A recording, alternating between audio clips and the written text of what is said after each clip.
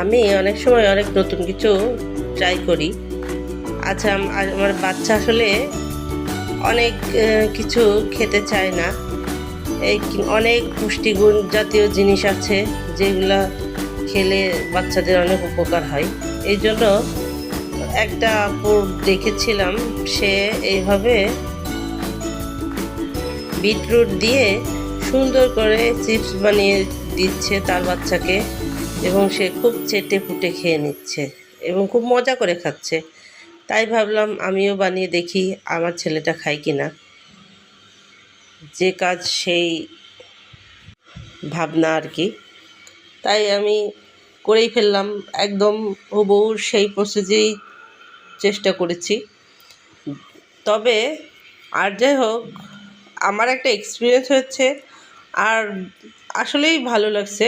মুচমোচা, অনেকটা খেতে নিমকির মতো। যদিও আমরা নিমকির মধ্যে কালো জিরা দিই, কিন্তু এটাতে কালো জিরা দেয়া না। আর এটা নিমকি তো আমরা শুধু মুখেই খাই, কিন্তু এটা আমরা সস দিয়ে খাচ্ছি। খেতে খুব আসলে আমারই খুব ভালো লেগেছে। আর বিটরুটের যে বাজে গন্ধটা আছে না, ওটা কিন্তু লাগেনি। যার কারণে আমার ছেলেও বেশ মজা করে খেয়েছে, ছেলের বাবাও খেয়েছে, আমারও বেশ ভালো লাগছে। আপনারাও চেষ্টা করে দেখতে পারেন, যাদের বাচ্চারা আমার বাচ্চার মতো বিটরুট খেতে চায় না, গন্ধ লাগে। আমি আমার বাচ্চাকে জুস করে দিয়েছিলাম 2 দিন। সে বলে, মা বিচ্ছিরি পচা একটা জুস করেছো, একদম ভালো না। এই জন্য এইভাবে সে কিন্তু বেশ পছন্দ করেছে। যদিও সে অনেক বেশি খেতে পারছে না, কারণ এটা অনেক বেশি মুচমুচা, সে ছোটো মানুষ। তারপরেও সে কয়েক পিস খেয়েছে। তবে এটা বুদ্ধি ভালো। অনেকেই মনে করতে পারেন আমার কোনো কাজ নেই, মনে হয় এই জন্য আমি আবোল তাবোল রান্না টান্না করি। আসলে এটা ঠিক না।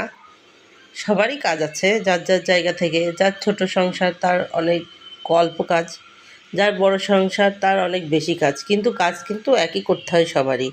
হয়তো রান্না কেউ 10 জনের জন্য করে, কেউ 5 জনের জন্য করে, কেউ বা 3 জনের জন্য করে, কিন্তু সব রান্নার আগে কিন্তু প্রস্তুতি সবার একই থাকে। সবারই মাছ ধুতে হয়, কাটতে হয়, সবারই সবজি ধুতে হয়, কাটতে হয়। তাই এটা ভাবার কোনো অবকাশ নেই যে আমার কাজ নেই, আমি বসে থাকি তাই আমি অকাজ করি।